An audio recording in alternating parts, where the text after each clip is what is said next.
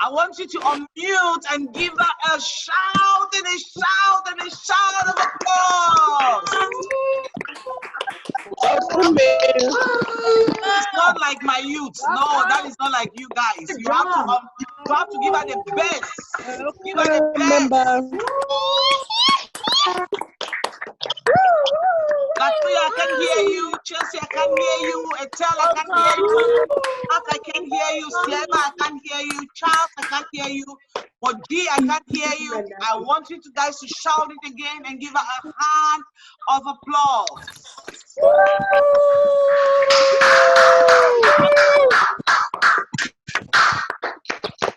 Awesome, awesome, awesome. MP Kamal, I want to appreciate you for taking your busy schedule, your busy time out of your busy schedule to be with us today. We really, really appreciate it at CAWAP, and the kids have been looking forward to see who you are and what you can do for them. Okay, because they've been taught, empowered how to advocate for youth. So this is your time for you to knock the socks off their feet that they don't have. Give it up again for Kamal.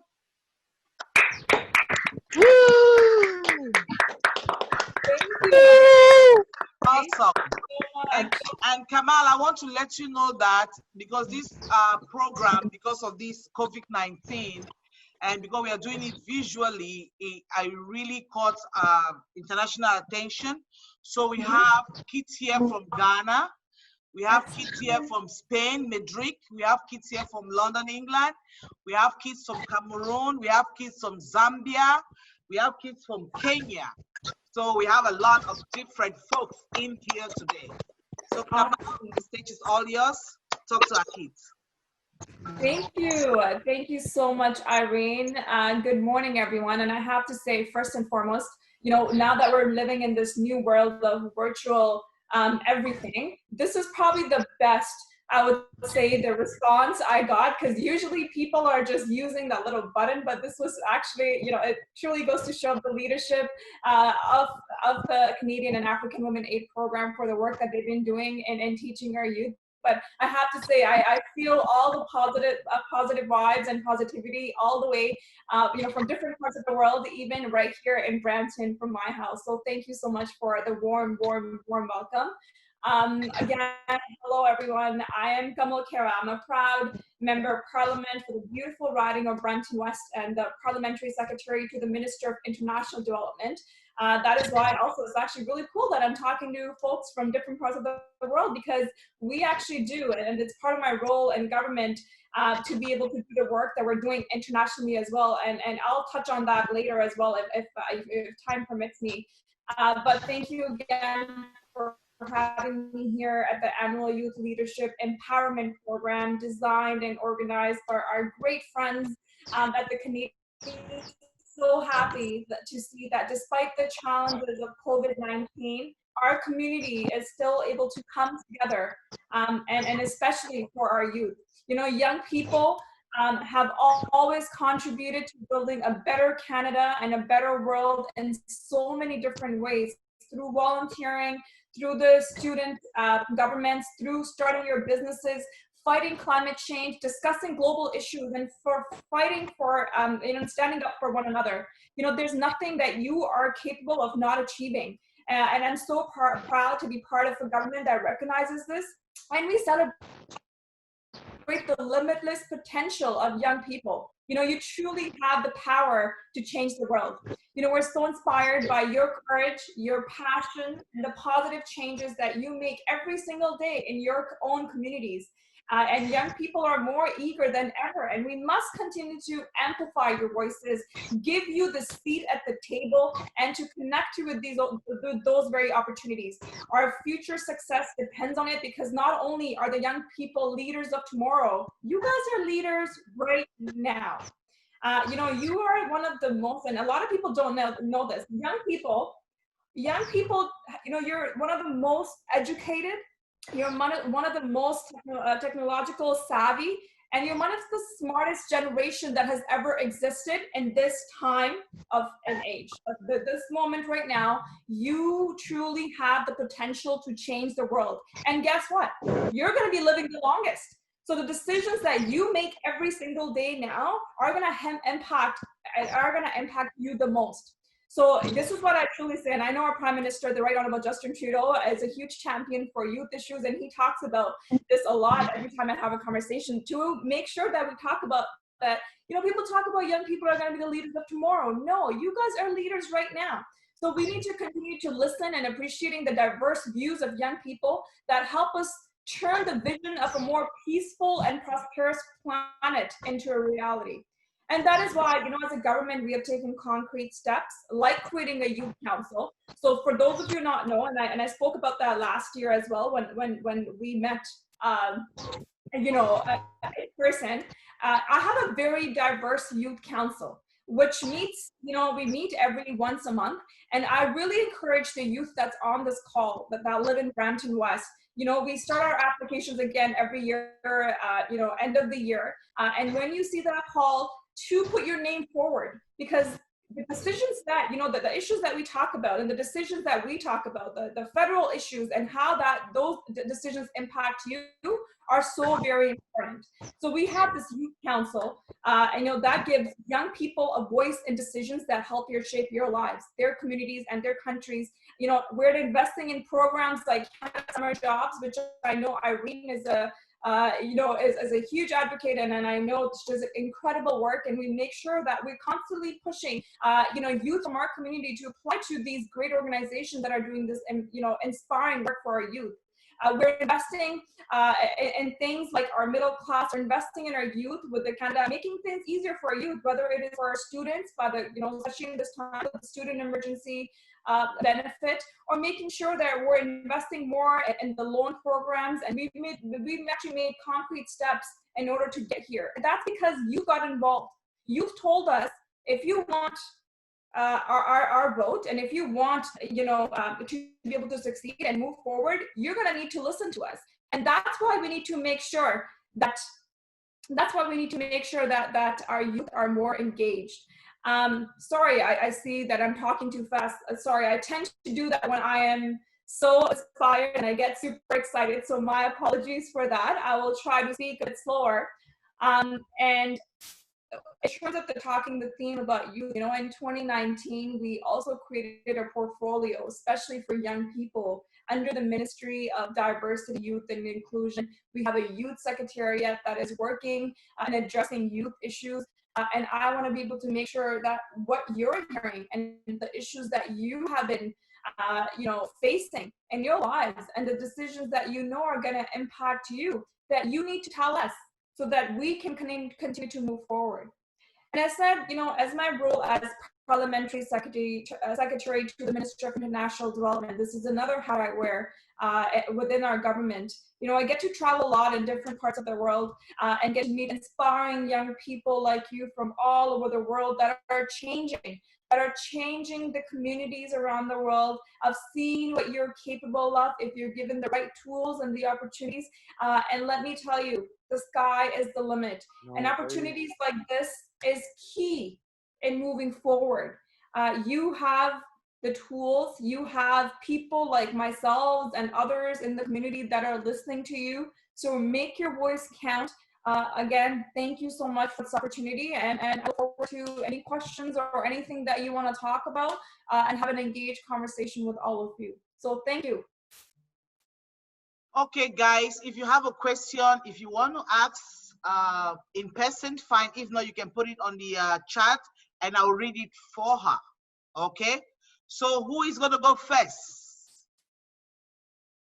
Okay, Gloria. So I have a question. How long has that youth council been there for?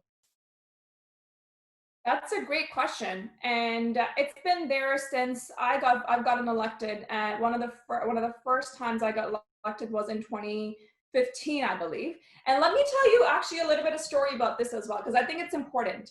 When I got elected, I was fairly new into politics. I was actually one of the youngest members of parliament in our caucus. I was only 26 years old when I got elected. I'm a proud registered nurse. Before I got into politics, and you know, I wanted to make sure I can make a difference in my community, and I wanted to see how I can do that. So that's a really good question. So this was in 2015, our Prime Minister, the Right Honorable Justin Trudeau, he was the Minister of Youth. And he also has a youth council, which he advocated for. So, you know, within the Ministry of Youth, there's a youth council. So we have, you know, young people from around Canada, they apply for this, and they get selected based on, and you can imagine there's thousands and thousands of inspiring young people that apply for this program. And then the Prime Minister wanted to make sure that every single MP, so every single members of parliament actually apply for this and have a youth council within our own ridings. So I've had this since I was elected in 2015, October 2015, and I think in 2016 is when we started this process. And every year we have, you know, we have some similar people that want to stay connected and make sure that, and you know, they're kind of like now mentors to some of the young kids as they're coming in and wanting to see how to maneuver through government, how to make sure how to advocate for things that are important, and how to get. What happens is, you know, people get involved and they just don't know how to move forward, like how to make a change. So a lot of the work that we do with our youth council is actually showcasing, you know, let's say if you have an idea and this is a difference that's going to make in our community, how we actually make that happen. If it's a municipal issue, these are the steps that we're going to take to move that forward. If this is a provincial issue, this is who we need to talk to. And then my office and my team will help you, you know, maneuver that process forward to make sure that we move forward in the right way.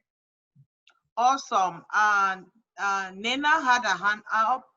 So Nena, could you ask your question, please? So if you didn't like become a politician, what job would you go into? That's a really good question. Thank you for that wonderful question. You know, I've never thought I was going to become a politician, to be honest. I was always interested in, you know, sciences. I went to York University where I did my degree in psychology, my bachelor's in psychology, and then I was like, I don't know what to do with this. So then I moved forward and I did my degree in nursing, which I loved.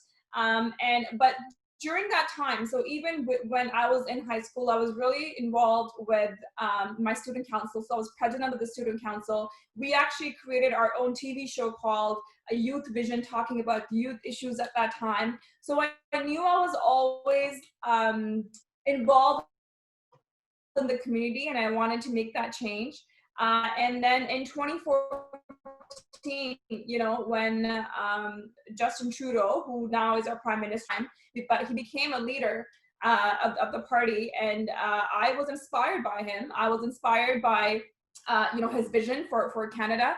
And he actually did a really neat thing where he said, you know, we're going to do open nomination. We're going to make sure that whoever wants to run, we're going to help you, especially if you're young and especially if you're a woman. So I just said, okay, maybe I should do this, not knowing that, you know, by working hard, and it is a lot of hard work and having the right people around you, but putting that vision into actions, I was able to not only, you know, get nominated, but then was able to win an election in 2015. And now with the work that we've been able to do, won another election in 2019.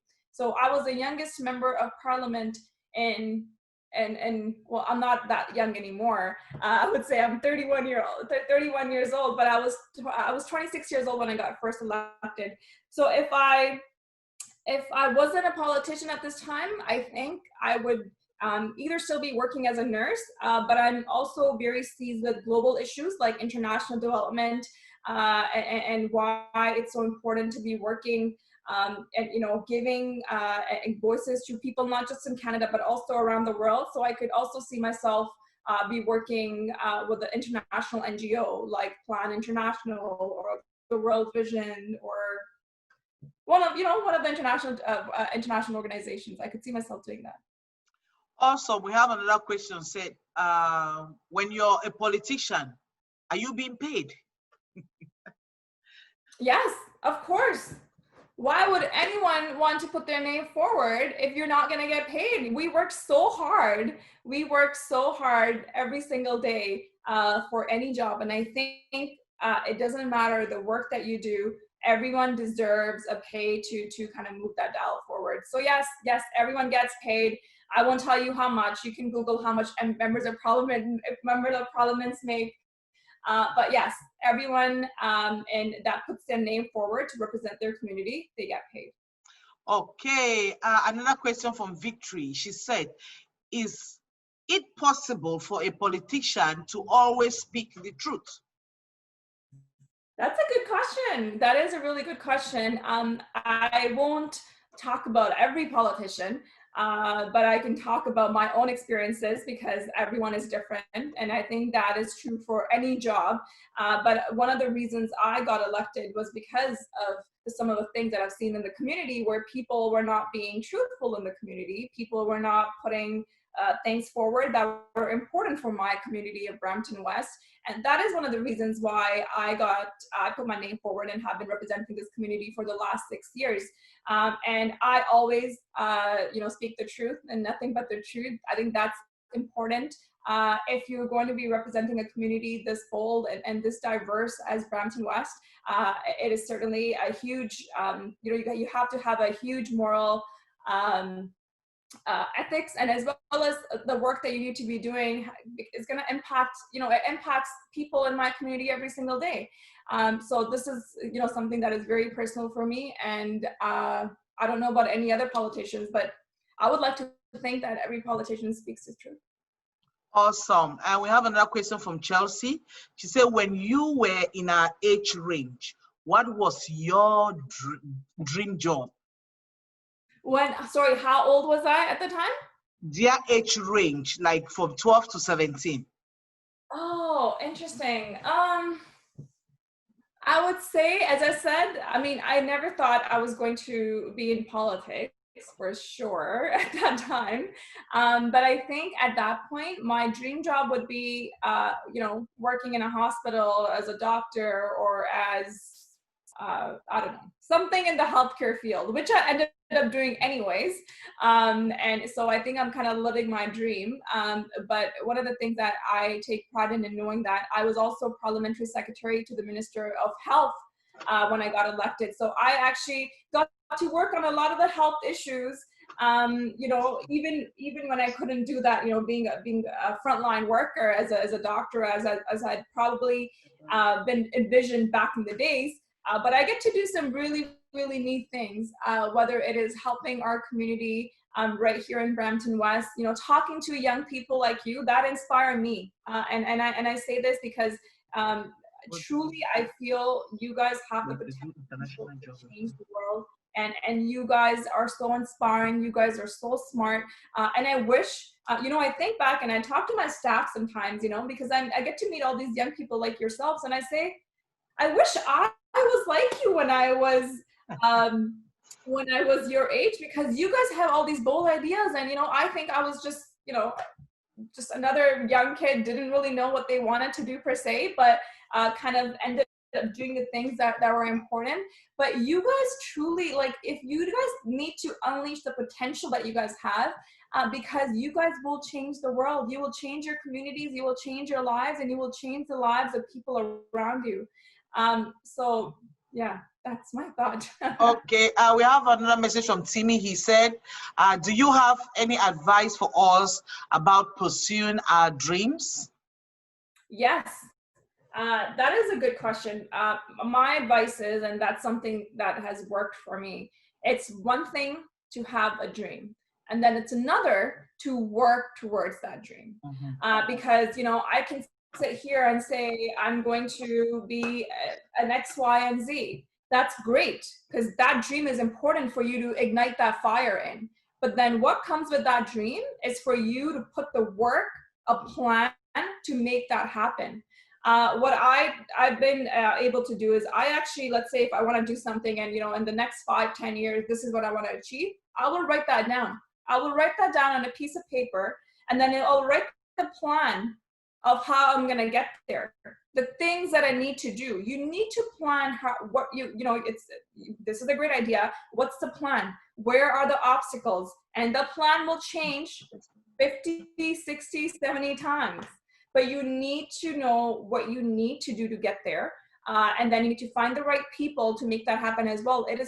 That's why leadership programs like these are so important, because you need to have mentors. The power of mentorship cannot be understated, because I'm so inspired that I've had some great groups of mentors that have helped me, guided me in the right direction always. And I think to pursue your dreams, you need to know what the dream is first, and be passionate about it. Not just do it because it's a cool thing to do. Really have that passion about it. Write it down, and then work towards that every single day. Even if it's 5 minutes a day, work towards that dream every single day. Awesome. I know you're very busy and you need to go, but I have 3 questions for you to take. And one of them said, do you have anything work related beside politics? What I do beside politics. So few things. So and I mean, maybe this will be interesting for you guys to know as well. So as I said, obviously I am a member of parliament, represent this community. Second thing is I'm parliamentary secretary to the Ministry of International Development. So I work, Canada has a feminist international assistance policy that is making sure that the most vulnerable and the most poorest in the world get the help that they need. And Canada's goal is ambitious in getting there. So I work a lot with the global community, the UN and NGOs around the world. And my third hat as a nurse. I don't know if you guys know this, but I was one of the unfortunate folks back in March who was diagnosed with COVID-19. It was really challenging for me it took me a while to recover, but at least I didn't have to, I didn't have to be hospitalized or anything like that. But it took me a month to be fully recovered. And after I recovered, I had an opportunity to go back and help as a nurse in the community. So as you know, in long-term care, especially in Brampton and Ontario and Quebec, have been hard hit in terms of our long-term care. And I was able to go back and volunteer my time as a nurse as well. I am very passionate about youth issues, women's issues, and obviously global issues. So I do a few things along the ride, put on a few hats as we need to, but there's things I think that are important for my community. But as my full-time job representing my riding, that's my priority. Okay, one other question. So how do you deal with your opponent in politics? How do I deal with? With your opponents in politics. Yes, so it's great. I mean, so politics is one piece, right? Because when you're in government, you're working. My only mission is to make sure that I get to represent your voice. That may not agree with you, because what I may say that this is the best way to move forward is not always the best way to move forward. You need to make sure that you're working with people from my opponents from all different parties to make sure that we move the agenda forward. That's how democracy works. Democracy works when every single person is involved. Whether it is you're a conservative, you're a liberal, you're an NDPer, you're a Bloc Québécois, you're XYZ, or you may have a completely different set of values, but it works when you work together. And I'm very open, and I'm very candid in having these conversations. I constantly meet and have conversations with my opponents all the time because, it's one thing people don't realize is, sometimes politics and, when people have to show their differences, you see that really like during election time. Other than that, we work really well together. All of us work really well together because the end goal, when people put their name forward, people that say that they want to run for politics, they do that with the right intentions. They truly, and I like to think that people do that with the right intentions. Obviously, there's differences of opinion, and that is how democracy works. So I'm very happy to be working with my opponents. I think you have to be respectful. You have to make sure that you're working with them in a very positive way. That's only going to help the community. So that's exactly what I've been doing. And guys, she's just going to take one more question. No more question coming. I'm just going to take the last question that came in now. No more for her. She needs to go. Mevel said, how do you handle criticism? That is the last question. That's a great question. And I think, as I said, I think it goes very similar with, my previous question and answer about working with opponents, because with the opponents, you get a lot of criticism. A few things I'm going to say. Good criticism and, criticism that's going to help a policy forward. If it's about a policy about what we need to do for a community, I think it's important that we need to listen to that, because that's how, a community moves forward. When people criticize personally, I think that's not classy, I would say. It is not classy at all to people to do that. But, once you put your name on a ballot, once you put your name, as an elected member of parliament, you need to have a thick skin to be able to take that criticism. And I don't shy away from that. And it's one thing also, being a woman in politics, and then being a woman of color in politics, and then being a young woman of color in politics, because this realm is, and generally in the past, you've always seen, white older men, and I'm candid with you guys, because that's what you see when you think of, what a member of parliament or what a politician should look like. And that has changed over the years. But even, in Brampton, as much as a diverse of the community that exists, there is still a lot of people that, and I can tell you, when I first wanted to run in politics, there are people that I said, I shouldn't run because I'm young and I'm a girl, and maybe you should think about this, in a few years, you don't have what it takes to do that. And the best thing, honestly, is being an underdog. And the best thing ever is to prove people wrong that put you down. And these are the same people that come to me and tell me I'm doing a good job. So criticism has its fair share of, I think it's important to take, positive criticism, or criticism that is important to move an agenda forward and in policy. As you can imagine, the COVID response that the government to move that forward. But personal criticism, I think it's unfortunate that people do that. Oh, thank you so much. Guys, I want you to unmute and give it up for our lady. Kamal,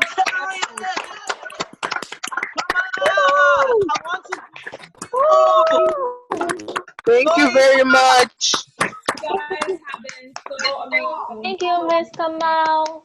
Thank you. Thank you so much for the You invite. guys are amazing. And Appreciate her, please. Thank you. Thank you. if you guys have any other questions or any other ways that you want to get involved with my office and in the community, email us. Irene has our email address. Jasmine from my team. Maybe Jasmine, you can just send their email out on this chat as well. Jasmine, if you can just put it on the comment box here for them to get, please. Yes, she just did that. So get involved. And these are leaders that you guys all are. And thank you, Irene, for doing this virtual, leadership program. It's so good to see you really showcasing what our community is and what leadership looks like. So thank you. Thank you so much, and I want to appreciate you for taking time out of your busy schedule. I never knew you would make it, but you did for us. Right, youth? Isn't she powerful? Isn't she awesome? She made it just for you. See, Kamal, I know you have youth in your heart. You like to connect with them because you see yourself in them. You've been like them before. You've been once a youth, and you know how you were passionate about change and about your voice being heard. And now you are now a driving force behind this youth. So I really want to appreciate you for what you're doing. I want to thank you so much. I will forever be your fan. I'll forever be your power mentor. I'll always push for you because I know you are doing great and mighty things. So my zone, Brampton West. I don't know about wherever you guys are, but for Brampton West, she's the best of the best. And I wish you continue to remain an MP in my region or move to the next level. Wherever you go, I go with you because you are awesome. You are the best. Thank you, Kamal. I appreciate you.